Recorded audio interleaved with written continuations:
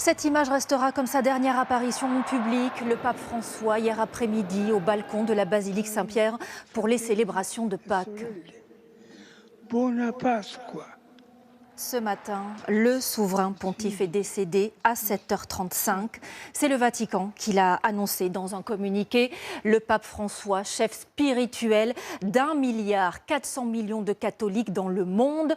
On va revenir sur ses 12 ans de pontificat, sur l'héritage qu'il va laisser. Et puis que va-t-il se passer aussi maintenant? Quel protocole? Le pape François avait 88 ans. On savait qu'il était très affaibli depuis son hospitalisation mi-février pour une pneumonie. Pierre Corieux, Florence Lecnec et Serge Joux. Cette image, à moins de 24 heures. Le pape François, en pleine messe de Pâques, utilise ses toutes dernières forces pour s'adresser à ses fidèles. Chers frères et sœurs, Buona Pasqua. joyeuse Pâques. Très affaibli, le souverain pontife prononce son ultime bénédiction en public. Omnipotens Deus, Pater, et Filius, et Spiritus Sancti. Amen.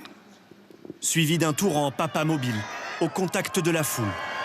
Lui, qui en avait été éloigné pendant plusieurs semaines après une longue hospitalisation pour une pneumonie. Ce matin, ces cardinaux ont annoncé la nouvelle depuis le Saint-Siège. C'est avec une profonde tristesse que je dois annoncer le décès de notre Saint-Père François. La fin d'un long combat contre la maladie. Lors d'une de ses rares apparitions depuis sa chambre d'hôpital, il avait su trouver les mots, malgré l'épuisement, pour rassurer ses fidèles. Sì, a tutti. E vedo questa signora con i fiori gialli e brava. Cette dame venait tous les jours prier pour la santé du pape. Un souverain pontife accessible, une image qu'il a cultivée tout au long de son pontificat. Lui, qui n'hésitait pas à prendre un enfant dans ses bras ou à faire hisser la doyenne d'Ajaccio jusqu'à lui pour la bénir. En décembre 2024, en Corse, il avait préféré les rues de ce quartier populaire très loin de Paris à l'inauguration de Notre-Dame une petite semaine auparavant. Déjà souffrant du genou et d'une santé fragile depuis une lourde opération du poumon dans sa jeunesse, ses déplacements étaient de plus en plus difficiles. Mais il avait maintenu ses visites en France, ici à Ajaccio, et un an auparavant, à Marseille. Bonjour Marseille, bonjour la France. En septembre 2023, durant cette messe au stade Vélodrome, le pape demande à l'Assemblée un soutien tout particulier. N'oubliez pas de prier pour moi. Ce travail pas facile. Merci. Un travail, comme il dit, marqué par un engagement perceptible dès le premier jour de son élection, Habemus Papa. en mars 2023. La Sainte Église romaine désigne le cardinal Bergoglio. Il a décidé de prendre pour prénom François. Franciscum. Voilà donc le nouveau pape, avec ce prénom inédit, le premier pape jésuite originaire d'Amérique latine. On dirait que mes frères cardinaux sont allés chercher l'évêque de Rome quasiment au bout du monde. François délaisse les appartements pontificaux pour une résidence plus modeste, en rupture avec le style de vie de la curie romaine, pour succéder à Benoît XVI qui vient de démissionner. Un pape et son successeur réunis, du jamais vu depuis 7 siècles. Son credo, une église proche des pauvres. Car le 266e pape de l'église catholique n'a pas oublié ses origines. Né en 1936 à Buenos Aires, en Argentine, il conserve de son enfance une attention toute particulière pour les plus faibles, malades, chômeurs ou exclus. Son tout premier déplacement a lieu ici, sur l'île de Lampedusa, en Italie, auprès des migrants africains, pour dénoncer ce qu'il appelle la honte des morts en Méditerranée.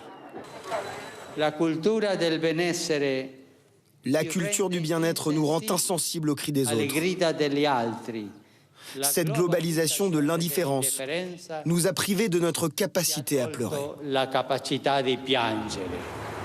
Ce jour-là, il décide aussi de faire monter dans son avion 12 réfugiés syriens jusqu'à Rome. Le pape François sait se mettre en colère. Écoutons-le dans ce quartier de Naples, tenu par la mafia. Une société corrompue, elle pue. Et un chrétien qui se laisse gagner par la corruption, il pue. Un pape offensif sur tous les sujets. Après son voyage à Bethléem en Terre Sainte, il est le premier à reconnaître par un traité l'existence d'un État palestinien. Ces dernières semaines, tous les fidèles ont vécu au rythme des bulletins de santé du Saint-Père. Aujourd'hui, vous allez le voir, ils réagissent partout dans le monde. Les grandes figures politiques également, qu'elles soient catholiques ou non. Ignacio Bornassin, Laura Rudo et Tommaso Maro. Sidération ce matin sur la place Saint-Pierre, où les fidèles et touristes se mêlent. Tous partagent la même stupeur. Je suis vraiment très choquée. Il y a une atmosphère très étrange qui règne ici. Hier, j'étais présente pour la messe, j'ai vu le pape. Il avait l'air très affaibli. Je pense qu'on réalise encore pas vraiment, mais c'est vrai qu'avoir tout ce monde, ça montre que voilà, il y a beaucoup de ferveur et la population est là près de lui. À midi pile, les cloches du Vatican sonnent en hommage au souverain pontife. Aucun pape ne se présentera au balcon de la basilique Saint-Pierre en ce lundi de Pâques. Malgré la peine, les fidèles veulent célébrer le guide spirituel que François était pour eux.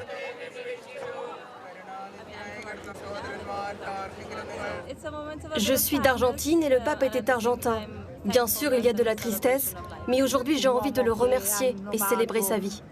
C'est un homme qui a innové pour l'Église, un homme qui va laisser un grand héritage. Son absence nous cause beaucoup de douleur.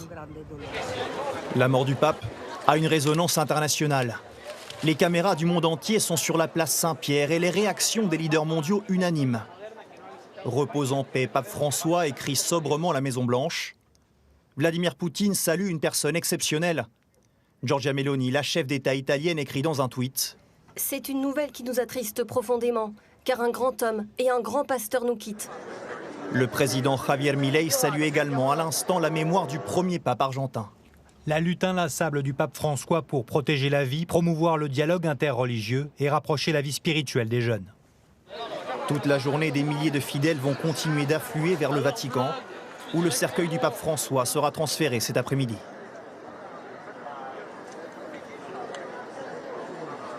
Regardez effectivement ces images en direct du Vatican, la place Saint-Pierre où de nombreux fidèles se pressent depuis l'annonce du décès du pape François en pleine fête de Pâques si importante pour les catholiques. On va retrouver sur place Laura Rudo. Elle nous précise que cela bouleverse évidemment tout le programme de la journée.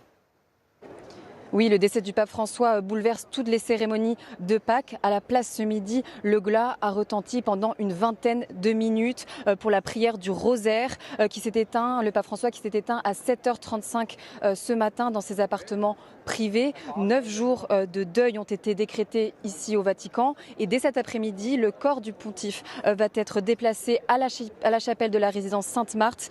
La mise en bière aura lieu à 20h, puis le corps du pape sera exposé au public dans la basilique Saint-Pierre. Quant aux funérailles, elles se dérouleront d'ici 4 à 6 jours, toujours dans la basilique Saint-Pierre du Vatican. Et contrairement aux autres papes, François ne sera pas inhumé dans la grotte du Vatican, mais dans une de ses églises préférées, la basilique Sainte-Marie-Majeure, dans un cercueil fait de matériaux simples, à l'image du pontife argentin, décédé ce matin à l'âge de 88 ans.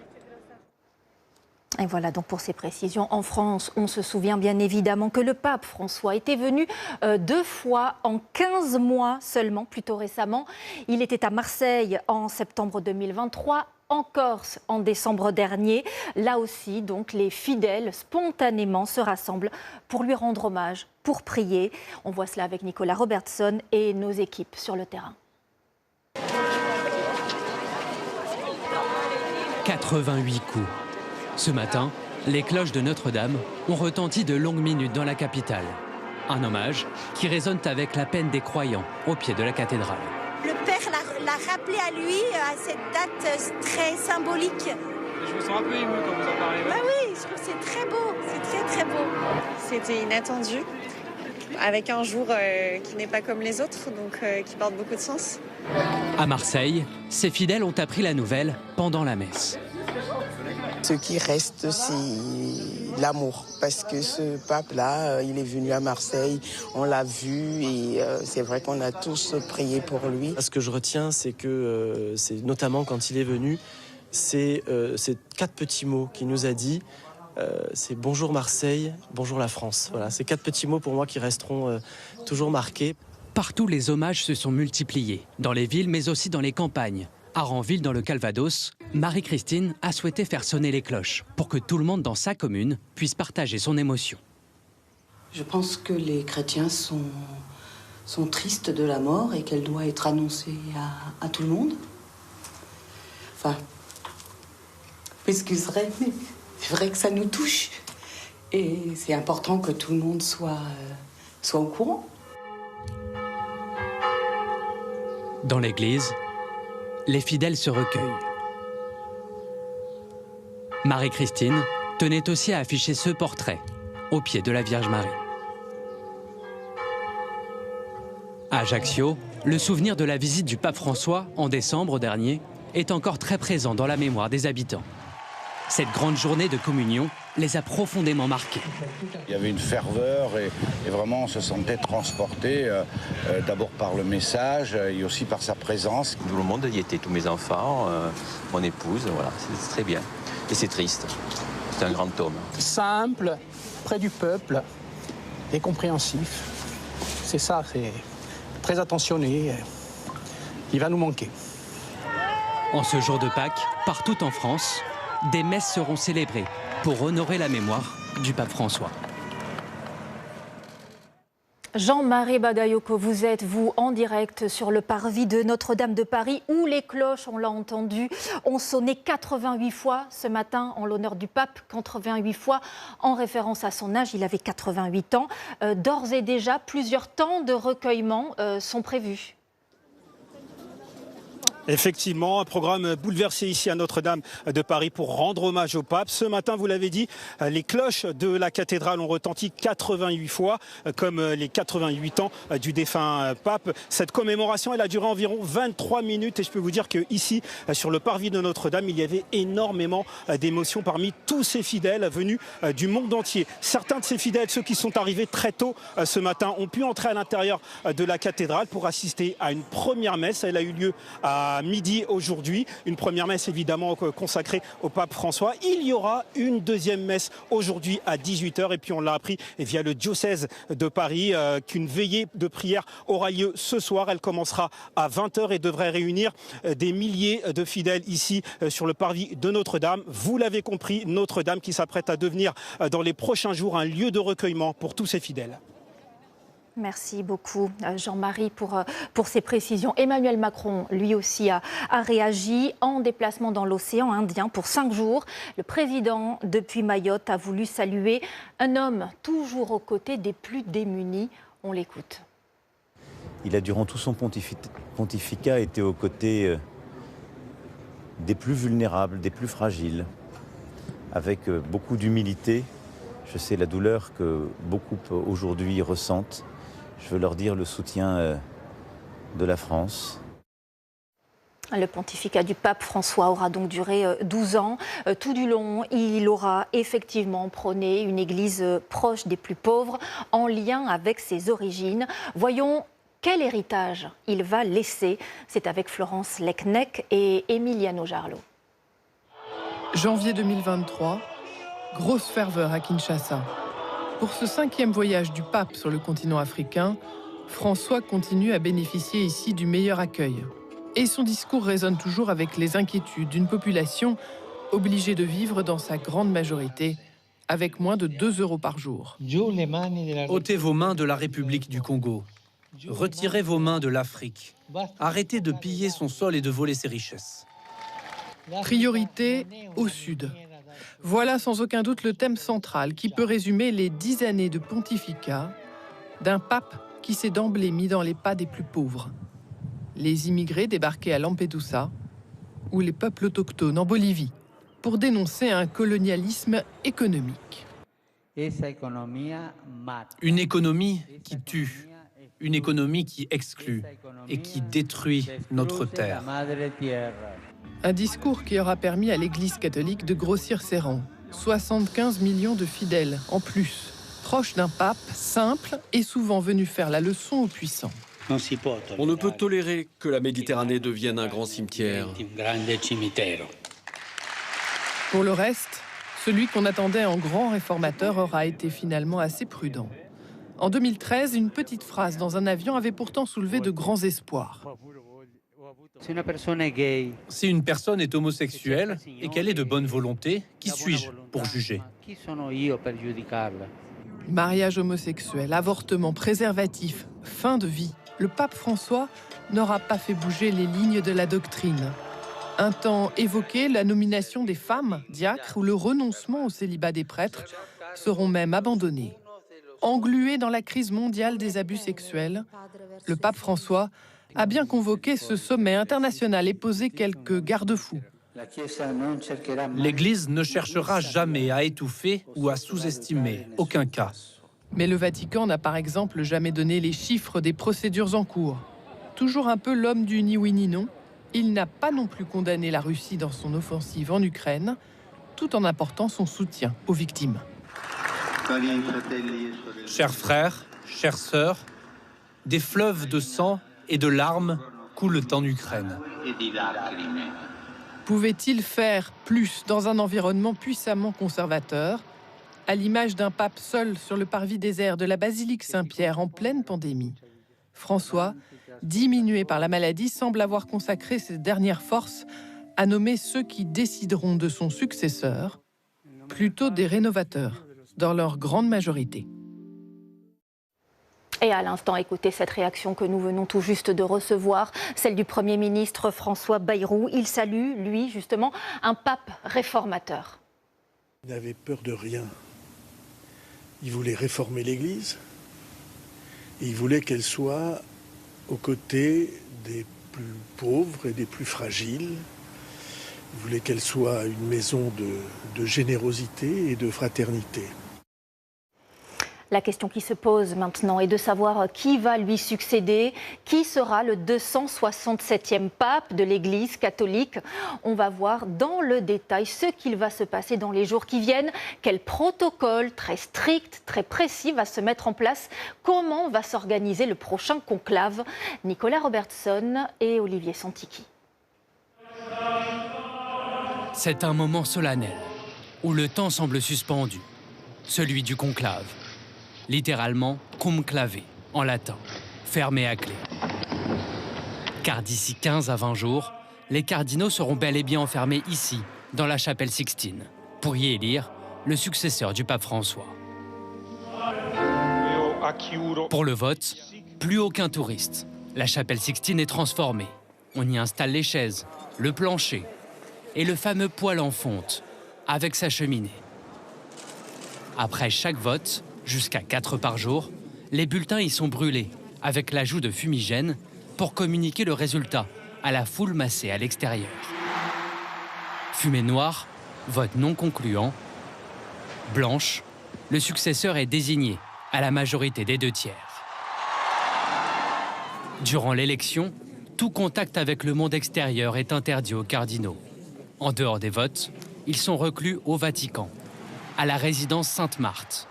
Aucun portable, aucun ordinateur n'est autorisé. Derrière ces murs, c'est une sorte de campagne électorale qui se joue. Les cardinaux débattent, des stratégies sont élaborées et des candidatures émergent. Quel homme sera capable de prendre cette charge sur les épaules, d'être un homme suffisamment médiatique pour s'adresser au monde entier, d'être un bon leader pour coordonner toutes ces tendances, toutes ces différences entre eux. Et c'est ça le conclave. Ce scrutin sera inédit, car pendant son pontificat, le pape François a profondément modifié le collège des cardinaux. Il en a nommé 149, venus de tous les coins du monde, d'Afrique, d'Asie, d'Amérique ou d'Océanie. Majoritairement des réformateurs, partisans d'une église plus ouverte sur le monde. À l'image des deux Français, l'évêque d'Ajaccio, François-Xavier Bustillo, et Jean-Marc Aveline, l'archevêque de Marseille. Pour François, le collège des cardinaux s'apparentait à un orchestre. Une symphonie vit de la composition savante des timbres des différents instruments.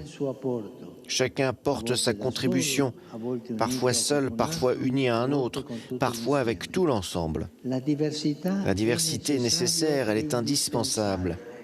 Dans cet orchestre, plusieurs profils se démarquent. Le Guinéen Robert Sarra, par exemple, rigoriste, soutenu par les cardinaux africains conservateurs, qui voient le potentiel premier pape noir de l'histoire. Ou bien l'Italien Pietro Parolin, plus réformateur et actuel secrétaire d'État du Vatican, une sorte de Premier ministre. En tout, une vingtaine de noms de favoris circulent actuellement. Un candidat qui serait trop clivant ne peut pas rassembler. Et c'est ce qui fait dire que dans le prochain conclave, comme dans les précédents, un candidat très progressiste ou au contraire très conservateur n'a pas de chance. Si les cardinaux souhaitent rester dans la ligne actuelle du pape François, le cardinal Jean-Marc Aveline de Marseille a une chance d'être élu. Ce soir, c'est pour accompagner de notre... Et voilà donc ce que l'on pouvait dire après cette annonce de la matinée. Le pape François décédé à l'âge de 88 ans. Évoquons maintenant cette autre actualité. 5 alertes météo sont en cours en ce moment. 5 départements du centre-ouest en vigilance orange aux crues. Evelyne Delia nous annonce en effet pour cet après-midi encore des averses et un peu de neige dans les Alpes et les Pyrénées. Il y aura davantage de soleil et un temps sec près de la Méditerranée. Les températures, elles iront de 13 degrés à Langres jusqu'à 22 à Perpignan. Et tout de suite, nous partons en Corrèze, l'un des 5 départements en alerte. Il est tombé par endroits l'équivalent d'un mois de pluie pour un mois d'avril en 48 heures seulement. Dans le village de Varette, des habitants, vous allez le voir, ont dû être évacués. C'est avec Guillaume Frixon, Brieux-le-Turmy et Adrien Blétry. Les arbres n'ont pas résisté au glissement de terrain. Les pluies abondantes ont tout emporté à quelques mètres à peine de cette maison, où la terre était toujours aussi instable. Ça fait à peu près 3 jours que nous avons de la pluie. Et puis hier, il a plu sans arrêt toute la journée. En 1996, je n'avais jamais vu ça. Dans la commune de Varette, les pompiers ont été sollicités toute la nuit, avec plus d'une trentaine d'interventions recensées. Terrain de sport, parking, zone commerciale, une grande partie de la commune a été touchée par la crue de la rivière. Mais heureusement, aucune victime n'est à déplorer. On nous a annoncé très tôt ce matin que dans 1 heure, ce serait la décrue, sauf que ça continue à monter. Et je pense que c'est un peu la panique un peu partout. Pris par les eaux, un lotissement du village a même dû être évacué tôt ce matin pour mettre en sécurité les habitants. Une vingtaine de personnes concernées et mises à l'abri grâce notamment à cet hydroglisseur. Quelques affaires dans un sac et de la désolation pour les riverains. Tout est resté dans le lotissement, à part les quelques affaires qu'on a pu emmener en fait. On n'est pas habitué, même si on sait que le secteur et on est en bordure de zone inondable, mais bon, là c'est la première fois que ça monte autant. C'est la première fois que l'eau rentre dans les maisons, c'est exceptionnel. Dans la commune voisine de Saint-Viance, là aussi, l'eau de la rivière a envahi les champs agricoles. On va répéter la route barrée là-bas au carrefour. Dans son véhicule, cet adjoint municipal ne peut que constater les dégâts. Il y a beaucoup d'étangs, beaucoup de ruisseaux, et évidemment, donc ce qui provoque la montée des eaux assez rapidement, en espérant que ça s'arrête. Et malheureusement, ils annoncent encore de la pluie pour le reste de la semaine, donc ce qui ne va peut-être pas arranger les choses. Si la décrue est attendue dès cet après-midi, le département de la Corrèze reste placé en vigilance orange jusqu'à demain. Autre département particulièrement touché, la Dordogne. Là aussi, plusieurs communes sont inondées et l'eau a continué de monter tout au long de la matinée. 1100 foyers sont privés d'électricité, des routes sont coupées, 8 campings évacués. Des habitants ont sorti les kayaks pour se déplacer, comme nous le montrent Alexandra Vieira et Christophe Deveau. La saison commence mal pour ce camping en bord de rivière. Là, on ne peut pas aller plus loin. Là, on ne peut plus aller plus loin. Et je pense que si vous revenez en fin d'après-midi, l'eau elle sera vers le terrain de jeu où on vient de passer. Et il y a des logements là-bas, il y a des logements ici, qui sont sur des plateformes qui flottent. Face à la montée des eaux, il a fallu évacuer 80% des vacanciers. Le plus difficile, c'est de prendre la décision. et la prendre suffisamment tôt pour que les gens aient le temps de partir, qu'on arrive à trouver des solutions pour qu'on arrive à les reloger. Ces Anglais ont été évacués. Ils logent désormais dans un gîte un peu plus haut. Pour la première fois en 38 ans, la rivière monte si vite. Hein. Ça, c'est impressionnant. À l'accueil, on annule toutes les réservations de la journée. Là, on attend que la vague passe. On essaye d'anticiper au mieux pour les clients qui arrivent aujourd'hui, demain, le surlendemain. Donc il faut, voilà, pour éviter qu'ils font le voyage pour rien et que ce soit une déception en arrivant. À quelques kilomètres à Montignac, les habitants des alentours viennent immortaliser la Seine. Les terrasses des restaurants ont presque totalement disparu sous l'eau. Ils allaient commencer leur saison là, début mai. Économiquement, ils prennent un coup quoi, à chaque fois. Hier, il a plu toute l'après-midi et samedi, il a plu toute l'après-midi aussi. Et il a plu énormément. Ses frères et sœurs gardent le sourire. Toute cette eau, c'est surtout l'occasion de sortir le kayak. Oui, on attendait la crue pour pouvoir aller se balader. On s'y attendait, donc on a tous monté les affaires, on a eu le temps de tout prévoir. Donc je pense qu'il n'y en a pas beaucoup, à part eux peut-être, qui se sont fait surprendre. Et on va quand même voir si tout le monde va bien, mais bon, on se doute que oui, parce que tout le monde était prêt. Plusieurs routes sont coupées dans tout le département de la Dordogne et plus de 1000 foyers sont privés d'électricité. D'après les dernières prévisions, le pic de crue est attendu dans la nuit. J'ajoute ces autres images du matin, cette fois-ci en Gironde, où l'on ne distingue plus les cours d'eau complètement sortis de leur lit. Là aussi, du côté de Savignac-de-Lille ou encore à Coutras, plusieurs routes sont impraticables, on ne les voit même plus. Image signée pour nous, Florian Gourdin. Dans l'actualité également, de nouvelles attaques contre des prisons et des agents pénitentiaires. La nuit dernière, en Isère et dans le Rhône, une prison a été ciblée et 2 logements ont été visés par des tirs d'armes à feu. Les faits avec Laszlo Gelabert, Séverine Agi et Brice Jaurès. Dans le mur et les volets de ce pavillon, des impacts de balles. Il est environ 2h30 ce matin, lorsque cette maison est visée par des tirs d'armes à feu. Un cocktail Molotov est lancé sur la porte d'entrée, ravagée par les flammes. Les assaillants pensent viser le domicile d'une agent pénitentiaire. Il s'agit en fait du domicile des parents de cet homme, qui a accepté de nous répondre à visage caché.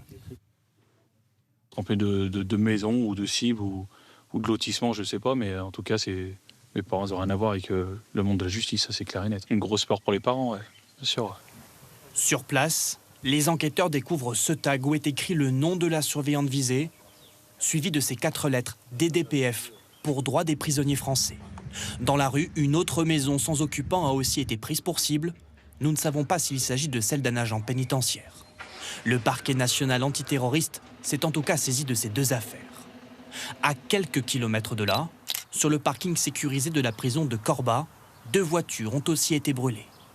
Des opérations intimidation qui rappellent celles de la semaine dernière.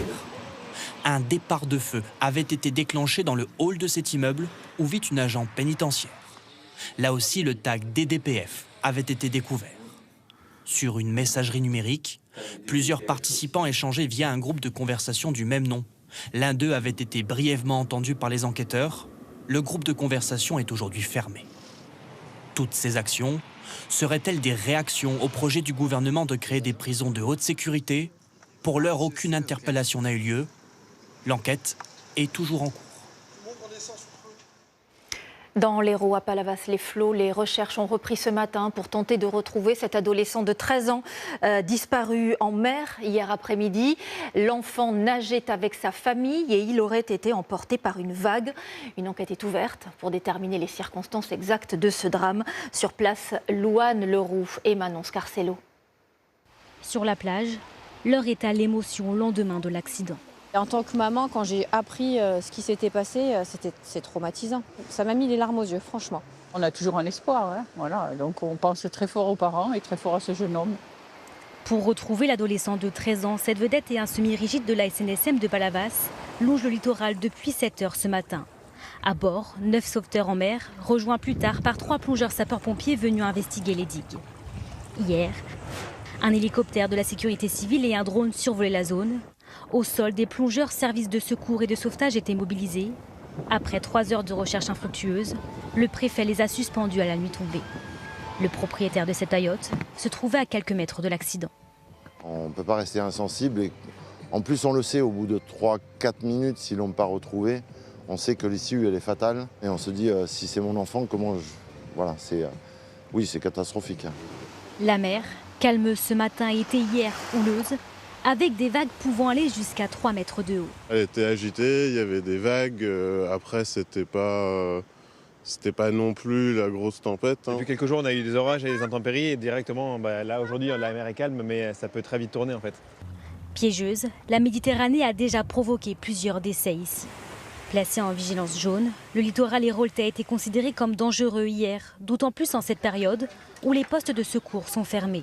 Il y avait des messages de prévention qui avaient été émis pour déconseiller la baignade durant cette période en raison des événements effectivement météorologiques, notamment liés à la forte houle. Une cellule psychologique a été mise en place pour la famille. Une enquête a été ouverte par le parquet de Montpellier et confiée à la gendarmerie de l'Hérault. Au sujet des 40 milliards d'euros d'économies à trouver pour le budget 2026, 2 nouvelles pistes ont été évoquées par le gouvernement. Une année blanche pour les minima sociaux, c'est-à-dire qu'ils ne seraient pas indexés sur l'inflation. Et puis, la possible fin de l'abattement fiscal pour les retraités. Voyons dans le détail ce que cela pourrait changer. Guillaume Bertrand, Taslim Mazouzi et Louise Lebras. Ce n'est qu'une piste, mais elle agace déjà les principaux intéressés. Supprimer l'abattement fiscal des retraités pour faire des économies. Je trouve qu'il est anormal de toujours taper sur les retraités. J'ai pas une retraite extraordinaire. Il faut que je la garde. Actuellement, les retraités déclarent 10% de moins que ce qu'ils touchent. Ils paient ainsi moins d'impôts, voire pas du tout. Si cet abattement est supprimé, voici ce qu'il se passera. Un retraité célibataire avec une pension de 1 200 € ne paiera toujours rien. Mais à partir de 1 455 €, il versera autour de 60 € d'impôts par an. Pourquoi l'État les cible-t-il? Les retraités font partie de ceux qui ont le pouvoir d'achat le plus élevé en France. Gérard en est bien conscient. Moi, je pense que c'est tout à fait normal dans la mesure où nous ne sommes plus des professionnels. Cet abattement, c'est beaucoup d'impôts en moins dans les caisses de l'État. En 2023, cela lui avait coûté 4,5 milliards d'euros. Le gouvernement veut faire encore plus d'économies. Alors il s'intéresse aussi aux allocations familiales, à la prime d'activité, au RSA, aux APL. Normalement, ces aides augmentent avec l'inflation. Là, elles pourraient être moins revalorisées, voire pas du tout. C'est pas normal. Tout le monde a droit à avoir un minimum social adapté à sa vie et à l'inflation. Selon nos informations, cela permettrait à l'État d'économiser 7,5 milliards d'euros. Ce ne sont pas les seules options sur la table. Une cinquantaine de niches fiscales sont aussi dans le viseur du gouvernement, avec à la clé 80 milliards d'euros d'économies. J'ajoute qu'Emmanuel Macron, lui, est aujourd'hui dans le département le plus pauvre de France, à Mayotte, 4 mois après le passage du cyclone Chido qui avait fait 40 morts et causé 3,5 milliards d'euros de dégâts. Il présentera ce soir son plan de refondation pour Mayotte en présidant un conseil des ministres depuis l'avion qui le conduira sur l'île de la Réunion. Regardez maintenant ce village tranquille en apparence, mais où le maire vient de prendre un arrêté bien particulier. Il interdit tous les regroupements de plus de 3 personnes dans plusieurs secteurs. La mesure vise les jeunes et ceux qui commettent des incivilités. Elle fait beaucoup réagir à Colombier-Saunieux, 2700 habitants. Capucine Diez et Julien Clouzot. À peine partis en patrouille, ces policiers municipaux sont appelés pour une incivilité. On va venir. Allez, à tout de suite. Merci. Cet après-midi, dans cette commune de 2800 habitants, ils contrôlent les rassemblements de jeunes. Ça fait quelques semaines qu'ils ont pris l'habitude de se rassembler avec des véhicules, des scooters. Et justement, quelques minutes plus tard, ces policiers aperçoivent un groupe d'adolescents installés devant la supérette du village, une des zones concernées par l'interdiction de se réunir. Qu'est-ce que vous leur avez dit là? De se déplacer, de s'éloigner de l'espace qui est préservé. Ces jeunes risquent une amende de 35 à 135 €. Ils trouvent cette mesure injuste. Nous, on fait rien de spécial. Nous, ça nous embête un peu, quoi. Du coup, on peut plus traîner vers le Vival comme on faisait avant. Enfin, on achetait 2-3 trucs et on faisait rien de mal, quoi. Pourtant, devant cette école de danse, il y a régulièrement des incidents entre jeunes et élèves du cours. Une fois, une jeune fille en cours s'est mise à pleurer. Et quand j'ai demandé ce qui se passait, elle m'a expliqué qu'il l'avait empêchée de rentrer. Alors pour le maire, cet arrêté était la seule solution. Les érosions en mairie, je leur ai fait des courriers, mais a priori, du côté des parents, il n'y a pas de réaction. Donc peut-être que justement avec la sanction pécuniaire, là il va peut-être y avoir des améliorations. Pour le moment, aucune amende n'a encore été infligée, mais les regroupements sont moins nombreux. Chez les habitants, les avis sur cet arrêté sont partagés. Ça dégénère de plus en plus et donc il y a plus ce qu'il fallait, quoi. C'est un peu dur parce que bon, oui, comme je dis, un jeune de 12 à 18 ans, vous voulez qu'ils se rassemblent où? Je pense pas qu'ils vont se rassembler chez leurs parents. La mesure est en vigueur jusqu'au 31 octobre prochain et si nécessaire, elle pourrait être reconduite. Que se passe-t-il sur le bassin d'Arcachon? Pourquoi les huîtres meurent massivement? 85% l'an dernier à cause des intempéries et d'un ver qui s'attaque aux coquillages. Les ostréiculteurs sont très inquiets, même si pour le moment, ils réussissent à faire en sorte que ce soit sans conséquence pour le consommateur. À Lège, Cap-Ferré, en Gironde, Sarah Francesconi, Christelle Arfel et Gladys Bonassier. Le soleil à peine levé, Robin décharge les poches dans son parc. L'ostréiculteur reconnaît la qualité de ses huîtres à l'oreille. Ah, vous entendez ce bruit-là? Ça, coquille. À la base, normalement, dans la poche, il y avait 500 huîtres. Je pense qu'il doit en rester une centaine de vivantes tout au plus. L'an passé, 85% des huîtres élevées sur le bassin sont mortes. Du jamais vu pour ces professionnels qui n'ont pourtant pas changé leur manière de travailler. Et toutes les mortes, c'est à la benne. Et on a travaillé pour rien. C'est perte pure et c'était des huîtres qu'on aurait pu vendre dans l'été, quoi. Grosso modo, c'est 3,50 €, donc quand on a perdu 20 tonnes, le calcul il est vite fait. Difficile d'expliquer cette mortalité exceptionnelle. Des intempéries, du phytoplancton de plus en plus rare dans le bassin, mais aussi la présence de ce prédateur. Donc ça, c'est le ver plat. Il est capable quand même de consommer les huîtres à un rythme qui est finalement assez soutenu. Ce ver dévore aussi des huîtres du côté d'Oléron, mais celles du bassin d'Arcachon ont un taux de survie 2 fois plus faible. Les systèmes ont un fonctionnement différent. On a notamment dans le bassin d'Arcachon un taux de renouvellement des eaux dans le fond du bassin qui est assez faible. Ça peut jouer sur la mortalité des huîtres en jouant sur la qualité et la quantité de nourriture. Un manque de nourriture qui menace la survie de ces coquillages. Dans les cabanes de dégustation, les huîtres restent les vedettes du bassin. Donc les 12 moyennes qui sont là. Ici, la pénurie est passée inaperçue pour les consommateurs. Et bonne dégustation. Pour compenser les pertes, les 300 ostréiculteurs du bassin ont trouvé des solutions, en se répartissant les stocks ou en doublant les naissances. On pêche beaucoup plus de naissins, la base, la graine, on pêche beaucoup plus de naissins en mer pour les mettre en production, pour compenser ces pertes que l'on subira pendant le cycle d'élevage. Cette année, le printemps s'annonce plus favorable pour la production, signe d'une saison enfin plus sereine pour ces agriculteurs de la mer. Justement, puisqu'on parle de nos agriculteurs, connaissez-vous la floriguette, non ? Eh bien, c'est normal, c'est une fraise que nous pourrons bientôt retrouver sur nos étals. Un fruit non pas issu de la nature, mais créé dans un laboratoire. Comme jadis, la tomate cerise, mais ça, on l'a oublié depuis. On se demande donc au 13h, eh bien, pourquoi nous avons tant besoin d'inventer sans cesse de nouvelles variétés. C'est un reportage de Taslima Zouzi, Emmanuel Rouillon et Romain Reverdy. Dans la liste des courses pour l'apéro, c'est un essentiel, la tomate cerise. Vous l'aimez croquante, juteuse, rouge, orange ou jaune. Quelle que soit votre préférence, elles ont tout un point commun. Elles n'ont pas poussé sous terre, ce sont des bêtes de laboratoire. Ah oui? Aïe. Moi, je croyais que c'était dans les jardins. Pour moi, c'est des tomates qui ont été greffées sur d'autres. Exactement. C'est ce que l'on appelle un légume hybride. Ce n'est pas un OGM, rassurez-vous, mais une variété issue d'un croisement entre différentes tomates qui lui confère sa petite taille. Et la tomate cerise est loin d'être la seule.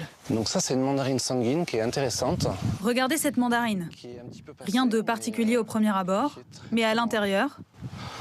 Vous voyez, qui est incroyable, qui a une couleur, et quand vous faites du jus, c'est... Sa chair est sanguine. C'est magnifique. C'est un hybride entre une mandarine et une orange sanguine. Une nouvelle espèce élaborée dans ce laboratoire de l'INRAE en Corse.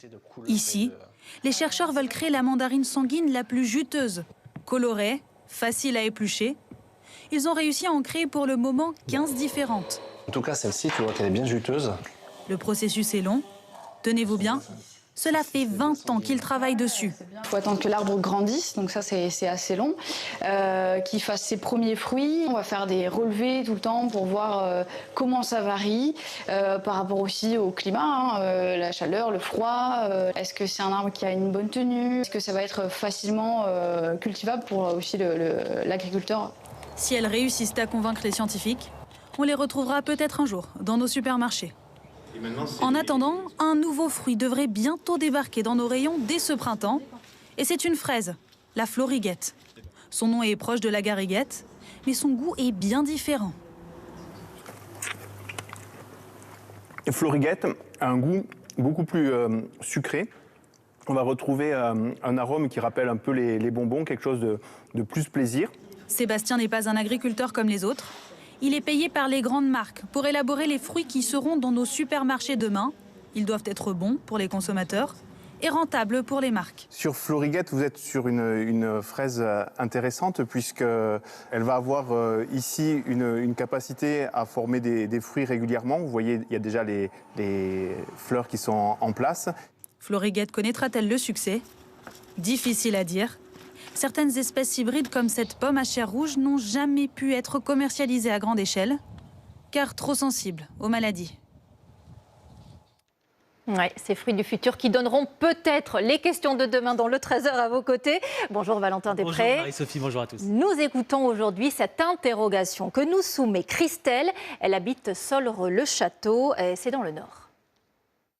Bonjour, lors d'un voyage, je me suis rendue dans une boutique de souvenirs pour acheter un lot de 3 torchons. Au moment du passage en caisse, le commerçant m'informe que si je paie par carte bancaire, il me facture 20 centimes de plus pour pallier à ses frais. Est-ce légal? En a-t-il le droit? Une question que personne ne nous avait encore posée. Valentin, un commerçant a-t-il le droit de nous imposer des frais quand on paye par carte bancaire? En tout cas, c'est vrai que c'est quand même très étonnant. Oui. Regardez, Christelle se rend dans une boutique, elle repère 3 torchons comme celui-ci, coût total 10 €. Elle veut payer par carte, refus du vendeur. Pour ça, elle doit rajouter 20 centimes de frais supplémentaires. Il y a même une affiche collée au mur pour le signaler. Christelle a donc payé 10,20 €, mais elle s'étonne de cette pratique. Nous aussi, on s'étonne avec elle. Alors, quelles sont les règles? Déjà, ce qu'il faut savoir, c'est qu'un commerçant a tout à fait le droit de refuser un paiement par carte bancaire et même d'imposer certaines conditions. Mais il doit l'afficher de manière claire et lisible dans la boutique. Vous savez, ce sont ces petites pancartes carte bancaire à partir de 10 € ou carrément pas de carte bancaire. Dans ce cas, c'est légal.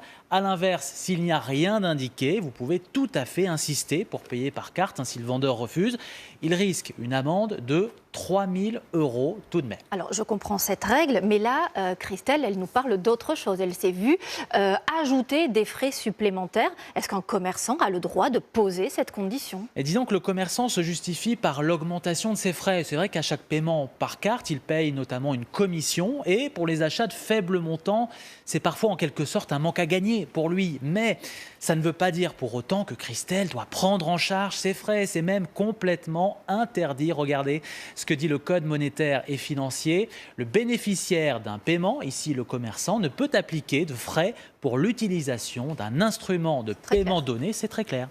Bon, si je vous suis, Christelle aurait dû refuser. Oui, si le commerçant avait affiché encore un minimum d'achat pour payer par carte bancaire, en l'occurrence ici 10,20 €, pas de problème. Oui. Mais rajouter 20 centimes pour chaque achat, là c'est non. Il faut donc contester.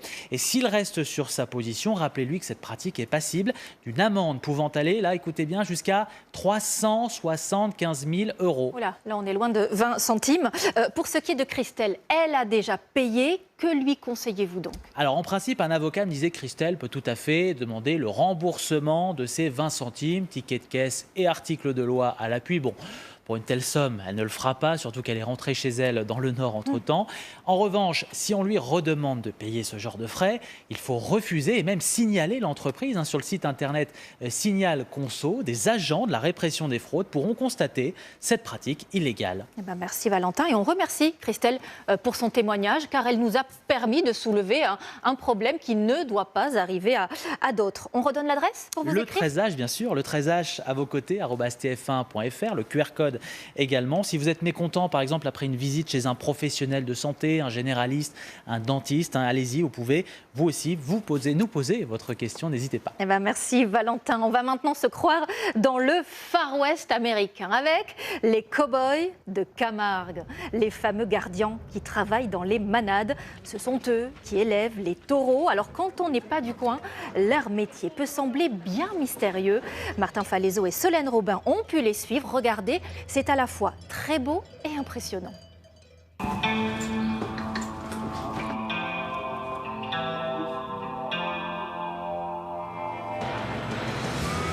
La manade, c'est un style de vie propre à la Camargue. Sur ces grandes plaines aux airs de bout du monde, les gardiens élèvent leurs troupeaux de taureaux en liberté. Ici, l'homme vit en symbiose avec son cheval. Le cheval Camargue, c'est un peu notre outil de travail, c'est notre allié au quotidien, puisque c'est avec le cheval qu'on va rassembler le troupeau. On est un peu des cow-boys camarguais, si on peut dire. Des cow-boys camarguais, dont la principale activité consiste à élever des taureaux pour les courses camarguaises. Parmi les 200 animaux de son troupeau, Olivier doit repérer les plus vifs, les plus valeureux. Nous, notre intérêt dans un élevage de taureaux Camargue, c'est d'avoir le taureau ou la vache qui a le plus de caractère, le plus de méchanceté. Reconnaissables à leur robe noire et à leurs cornes pointées vers le ciel, les plus agressifs de ces taureaux participent à des courses plusieurs fois par an. Ceux qui n'ont pas d'aptitude particulière pour les jeux taurins sont élevés pour leur viande. En Camargue, on compte environ 150 manades. Seule une dizaine d'entre elles sont entretenues par des femmes. Chez les Reynaud, la manade s'est transmise de père en fils depuis 1904 jusqu'à Frédéric, le papa d'Aurélie. Lui, il n'a pas réussi à faire de garçon et il s'est un peu fait critiquer. Et il leur disait il vaut mieux avoir 2 filles qui aiment ça qu'un garçon qui n'aime pas. Et finalement, il avait raison de dire ça parce qu'on aime. On aime à tel point qu'on a repris et que du coup, on est la 6e génération dans notre famille à élever des taureaux et du coup, la première de femmes. Ouais. Il y a 9 ans, Aurélie et sa sœur ont repris l'exploitation familiale de 1000 hectares. Désormais, ce sont elles qui préparent les taureaux avant les courses camarguaises. Là, on vient d'embarquer les taureaux. On les attache tous pour éviter qu'ils se mettent des coups de corne entre eux, qui se blessent inutilement. Comme ces taureaux de 300 kilos, certaines bêtes peuvent être difficiles à maîtriser. Il faut prendre des précautions. On appelle ça des emboulages parce qu'on le met en bout des cornes. C'est pour éviter les accidents. Comme chaque semaine, les Reynaud parcourent des kilomètres pour se rendre aux arènes. C'est Aude, la sœur d'Aurélie, qui emmène les bêtes à l'entraînement. Un quotidien rythmé par les courses et très peu de répit. Compliqué parce qu'on n'a pas de temps libre, parce que les animaux mangent tous les jours, donc tous les jours, il faut aller les nourrir. Donc du coup, on ne prend pas de vacances, on a les jours fériés, on travaille, les week-ends aussi, les dimanches, le jour de Noël, il faut aussi aller donner à manger aux taureaux. Un investissement à plein temps pour élever leurs animaux comme des sportifs de haut niveau. Aujourd'hui, des jeunes taureaux vont s'essayer à la course camarguaise pour la première fois. On ne vient pas juste au spectacle aux arènes, nous on analyse nos bêtes et on fait ça avec des écoles taurines. Donc ce sont les jeunes qui vont comme à un club de foot, sauf que là ils vont dans une école taurine extrascolaire. Et nous ça nous permet de voir nos jeunes taureaux pour voir s'ils sont aptes à aller au niveau supérieur. Les taureaux de la manade Reynaud ont bonne réputation, de quoi faire frémir certains parents. On a plus peur quand même parce que le risque il est plus élevé si les taureaux sont bons, forcément. Mon fils, j'ai pas envie qu'il se fasse lever, on va dire. Mais bon, non, on aime vraiment le monde camarguais, quoi. On en fait vraiment. Ça fait partie réellement de notre tradition et il faut que ça reste, quoi. Et que ça perdure. La manade, Une culture du cheval et du taureau de plus d'un siècle. Une tradition sauvage, emblématique de la Camargue. Allez, on va rester au bord de l'eau, mais dans un autre décor. Cette fois, sur l'île de Molène, en Bretagne. Un autre très bel endroit dans nos régions. Si je vous en parle, c'est parce que l'unique commerce multiservice sur place est à reprendre en ce moment. Une adresse essentielle pour les habitants et qui peut être aussi l'occasion de changer de vie, comme nous le montrent Sophie Lecroisier, Médéric Pirker et Aurélie Janssen. À 13 km du continent, les marchandises sont livrées par bateau. Céline entre en scène. Hop, le pain, pharmacie, la poste. T'as vu si Roselyne et Charlot ils sont rentrés? Le temps de prendre quelques nouvelles, puis la propriétaire du seul commerce multiservice de Molène accueille déjà ses clients. Genre, il faut autre chose avec le journal? Presse, café, crêperie. Petite boutique, le commerce est ouvert à l'année. Après 9 ans sur l'île, Céline souhaite aujourd'hui passer la main et rentrer sur le continent. Merci beaucoup. Ah bah, si on l'a plus, on est mal quoi. Plus de pain, plus de tabac, plus de thym, plus de souvenirs, plus rien, non, non. Un truc comme ça ne peut pas être fermé définitivement, c'est pas possible. On ne saurait pas forcément où se retrouver pour manger. Ça arrive des soirées aussi le samedi soir où on chante, ça fait du bien. Donc on espère que s'il y a un repreneur, on pourra toujours chanter. Céline a déposé une annonce sur le site SOS Village, incluant ce petit appartement attenant au commerce. Donc pour une personne ou un petit couple, il n'y a pas de problème. Pratique, car l'îlot de moins d'1 km² n'échappe pas au problème de logement. 70% de résidences secondaires à Molène et 165 habitants. Je dirais qu'aujourd'hui, oui, vivre à Molène, c'est un petit paradis préservé. Les repreneurs, ici, j'ai envie de dire, ils vont trouver la quiétude, le bonheur, la simplicité de vie et le partage. Pour cette autre commerçante, croisée devant son restaurant, reprendre une affaire sur l'île est une opportunité rare. Il y a vraiment de quoi faire ici, il y a des choses à développer. Faut sauter le pas, comme nous on l'a fait il y a quelques temps. Dernier détail, la voiture reste sur l'île, c'est le privilège des commerçants, mais attention. On est obligé de plier les rétroviseurs, sinon ça passe pas. En plus du pied marin, le futur acquéreur devra avoir le compas dans l'œil. Pas de bourse aujourd'hui en raison du lundi de Pâques. L'information continue sur LCI et sur notre site ou notre application TF1 Info. À suivre, la météo d'Evelyne Delia, puis votre feuilleton, Plus belle la vie, encore plus belle. Ce soir à 20h, Gilles Boulot reviendra bien évidemment sur l'information de cette matinée. Le décès du pape François, image ici en direct de la place Saint-Pierre où de nombreux fidèles se pressent depuis l'annonce. Je vous souhaite un bon après-midi et je vous dis à demain, 13h.